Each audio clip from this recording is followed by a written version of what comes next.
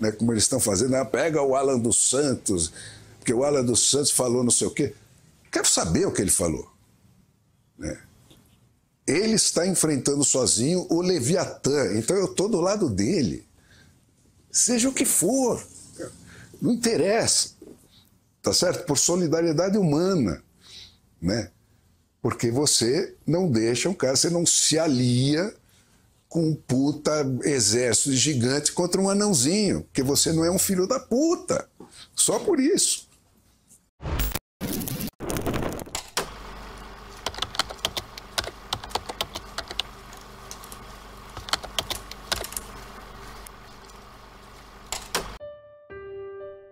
A longo prazo, eu sou otimista, porque essa busca da liberdade é inata na gente. Né? Você vai. Agora, dá trabalho. Né? Você precisa fazer como eles fazem. Né?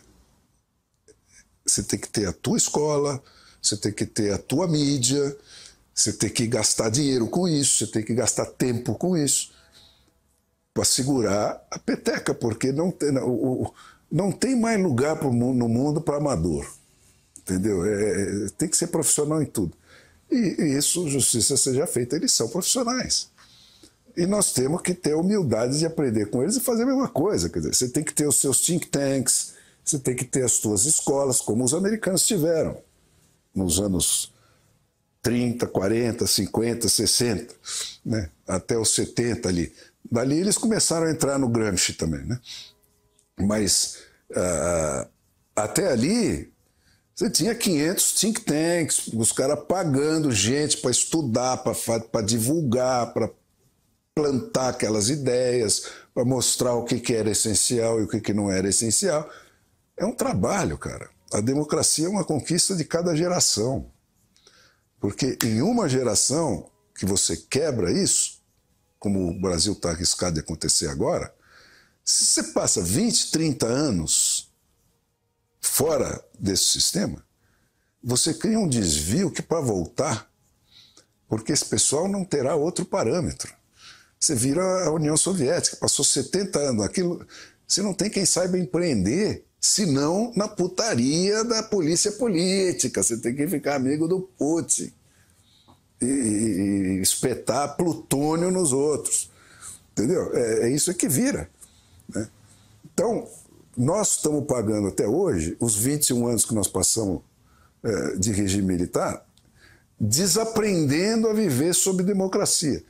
Isso mesmo levando em conta que o regime militar era uma brincadeira de criança perto disso aqui, que nós estamos entrando hoje. Né? Que era leve aquilo, pô. O Estadão fez parte da conspiração naquele momento, né? Porque foi um contragolpe, né? Que eles estavam preparando o golpe. Aí o outro lado deu o golpe antes, né? Para evitar o golpe deles, né? Num momento em que a Rússia e Cuba, o cacete, invadiam os países e tomavam. Né? E você não saía nunca mais. Né? Essa era a alternativa.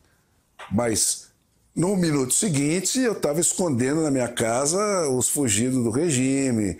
E era outro Brasil, era uma coisa light, numa boa, não tinha esse ódio, não tinha essa coisa figadal que é hoje, entendeu? Era outra. Você tinha o quê? Essa mesma turma que está atacando hoje, que é o lado doente da sociedade brasileira, esse sim, botando bomba em cinema, em aeroporto, metralhando um cara na frente do filho, de tocaia, sabe? O cara que parte para isso é outro departamento. Porque a imprensa se posicionou como inimiga. Né? Ela se declarou inimiga e se declara todo dia inimiga desses caras. Diz que eles são golpistas, que eles ficam atiçando o ditador para soltar a polícia em cima deles. Então é uma reação defensiva. Quer dizer, mudou. Né? Mas na minha época, quando eu comecei em redação, a imprensa era a instituição mais bem avaliada do Brasil. Né?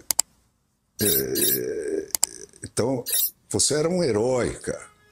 porque estava todo mundo na mesma, todo mundo contra a censura, todo mundo contra o ditador, todo mundo dando fuga ao perseguido, sabe? Isso no Estadão, então, porque meu avô foi preso 17 vezes e exilado 2 pelo Alexandre de Moraes do Getúlio. Então, lá no Estadão, qualquer cara que chegava fugido de qualquer regime, fosse de esquerda, de direita, de alto, de baixo, era recebido e protegido lá dentro.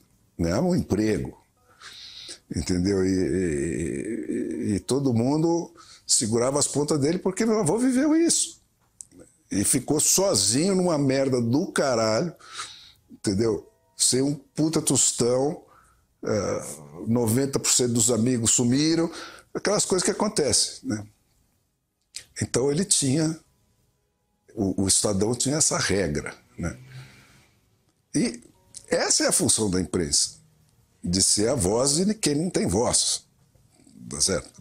Você se somar ao poder do Leviatã é porque você é um filho da puta, tá certo? Contra um indivíduo, né, como eles estão fazendo, pega o Alan dos Santos, porque o Alan dos Santos falou não sei o quê. Quero saber o que ele falou, né? Ele está enfrentando sozinho o Leviatã, então eu estou do lado dele. Seja o que for, não interessa, tá certo? Por solidariedade humana, né? Porque você não deixa um cara, você não se alia com um puta exército gigante contra um anãozinho, porque você não é um filho da puta, só por isso. Não precisa de outra razão, entendeu? Então é isso que se perdeu nesse momento do Brasil, né? E eu falo, pô, você não tem vergonha de falar isso, cara?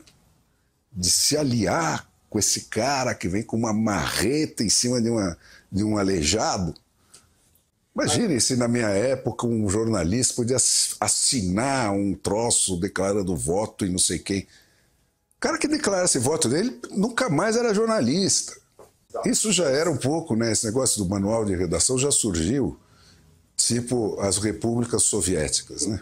Era República Democrática do não sei das quantas. Todas tinham que pôr isso no nome, né? Uhum. E quando você começa a dizer, não, pluralismo, eu sou pluralista, tem que pendurar isso, uma placa no peito para descobrirem que você é pluralista, né? Já começa a mentirada, a distorção. Mas o que aconteceu, basicamente, é uma mistura da lei das SA com a explosão populacional. Entendeu? Os jornais, todos. Primeiro que jornalismo não é para quem quer, é para quem não consegue deixar de ser. Entendeu? É um troço vocacional. Difícil pra caralho, chato pra caralho, é cansativo pra caralho. Entendeu? Não, é um troço que realmente o cara precisa ser apaixonado naquilo, aquilo tem que ser maior que ele para ele conseguir fazer, entendeu? Porque você não aprende isso na escola, né? Ou você nasce assim ou você não vira, né? E os jornais todos democráticos são isso, são criações de caras assim que nasceram com esse impulso em algum momento da história do seu país e da luta política do seu país e inventaram um instrumento para sair com a sua bandeira contra a maioria, contra o establishment e tal. Então, o Estado, por exemplo, né, era abolicionista e republicano num país dos Barões do Café, na cidade dos Barões do Café e no Império, né? E aí, porra, esse cara, com a sua paixão, animou isso, transformou isso num negócio. Tá? Depois você vai tendo filhos que vão casando com outras, e além das SA vão sendo como são. E sempre foi assim. Quer dizer, o meu avô eram 9 irmãos, né? Dos quais 3 homens e 6 mulheres, que sobreviveram, porque era mais, naquele tempo se morria bebê e tal, né? Mas ele foi traído por todos, menos um. Na hora que o Getúlio invadiu o jornal com soldados de baioneta, o caralho, tomou o jornal. A família sempre teve só essa propriedade, não tinha nenhuma outra. Tinha lá umas fazendinhas de fim de semana, essas coisas, foram vendendo tudo para poder viver no exílio. Né? Então, nem todo mundo nasce com essa vocação para ser herói e querer pegar esse tipo de briga. O cara fala, porra, eu quero tocar minha vida, eu sou advogado, eu sou médico, sei lá o quê. Não é a minha. O jornalista é ele. Mas os outros ficaram donos. Então foi isso que aconteceu na imprensa do mundo inteiro.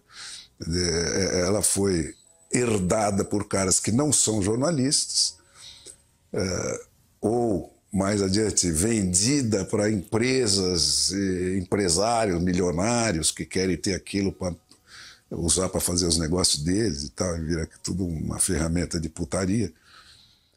E redação, como eu disse, é um processo.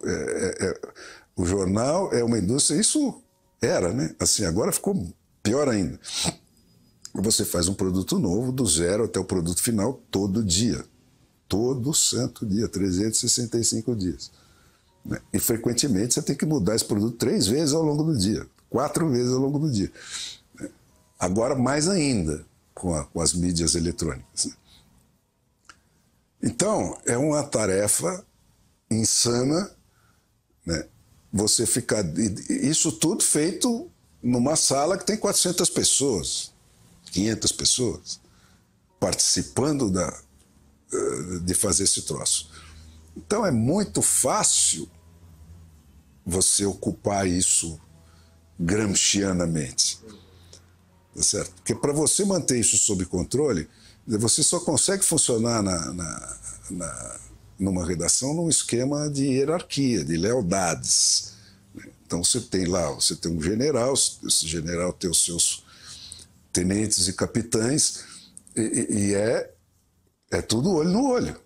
Porque o repórter que vai para a rua, ele volta e fala, não deu a matéria, o cara não falou. Você não sabe se ele falou ou não falou. Tá certo? Então é na confiança. Aí você vai ficando macaco velho e você aprende. Então vai lá, eu ligo pro cara, você quer falar? Quero. Tá. Rua. Mas é uma luta, entendeu? Diária. Né? E todo dia você toma bola no meio das pernas. E é 400 caras. Né? Então, à distância você não consegue nem chegar perto de mandar em qualquer coisa numa redação. E é isso que aconteceu. É o fenômeno Globo. Os marinhos da minha geração,